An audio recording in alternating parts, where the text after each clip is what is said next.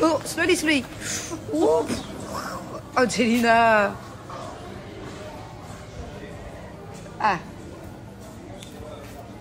C'est mieux comme ça? Coucou tout le monde.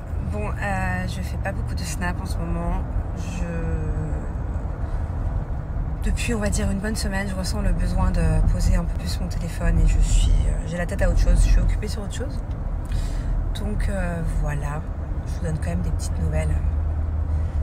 Donc hier, j'ai emmené Thiago parce qu'il a une toux chronique. Donc assez souvent, il va tousser, mais juste un coup, genre comme ça. Et il va le faire régulièrement. Et puis il y a des fois où il le fait, des fois où il le fait plus, il y a des fois où il va le faire 2-3 fois par jour, il y a des fois où il va le faire 30 fois par jour, ça dépend. Donc voilà, on voulait être sûr que ce ne soit pas une allergie. Au final, le docteur m'a dit que c'était peu probable. Alors finalement, c'était pas une allergologue, je crois que c'est comme ça qu'on dit. C'était une pédiatre qui a un peu l'habitude des allergies, donc elle n'a pas fait de test. Comme vous m'avez dit, vous m'avez tous dit, oui, ce sera des tests sur les bras. Ça, je ne l'ai pas fait. Donc, je vais peut-être quand même prendre rendez-vous avec un autre spécialiste et le faire. Mais elle m'a dit que c'était très très peu probable que ce soit une allergie. Parce que généralement, quand tu fais une allergie, ça ne peut pas être que de la toux. Il y a d'autres symptômes. Les yeux qui brûlent, le nez qui gratte, le nez qui coule, la peau qui gratte. Apparemment, une allergie ne pourrait pas être juste comme symptôme la toux. Dites-moi ce que vous en pensez. Si vous avez déjà fait une allergie en toussant. Bon, donc du coup... elle soupçonnait peut-être un petit peu d'asthme à un niveau très léger. Mais elle me dit c'est pareil, en fait Thiago il tousse pas la nuit. Donc si c'était une allergie ou de l'asthme, il tousserait aussi la nuit, pas que la journée.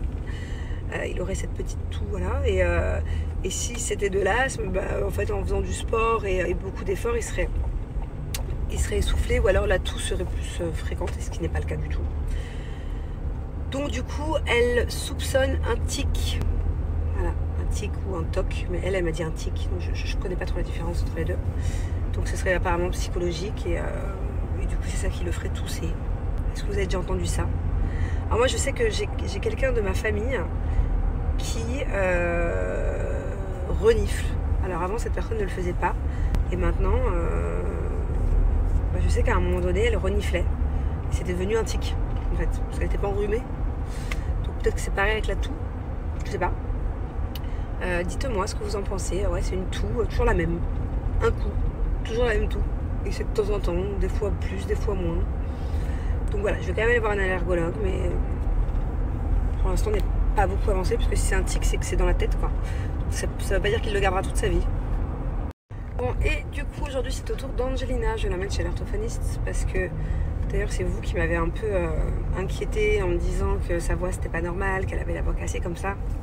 Donc je suis allée voir un ORL, je récapitule pour ceux qui n'ont pas suivi. Donc elle a mis une caméra qui était immense, qui était énorme dans le nez, la pauvre, jusqu'à la gorge, sans anesthésie, sans rien. J'étais obligée de la bloquer, c'était horrible. Et bref, et du coup, on s'est aperçu qu'elle avait, ça s'appelle les nodules. Si je traduis anglais-français, ça s'appelle les nodules du chanteur. Donc, elle a des petits nodules et c'est pas grave. On peut même vivre avec, il me semble, si j'ai bien compris, mais c'est mieux de travailler à son jeune âge. Donc il faut aller voir un orthophoniste pour ça, pour régler la voix. Je sais même pas. Je crois que j'ai le même syndrome parce qu'avant j'avais une voix très grave. Bref, il y a des choses à éviter comme dîner trop tard. Il faut laisser un laps de temps entre la fin du dîner et le coucher. Éviter le lait le soir aussi. Donc ça on y travaille. Hein.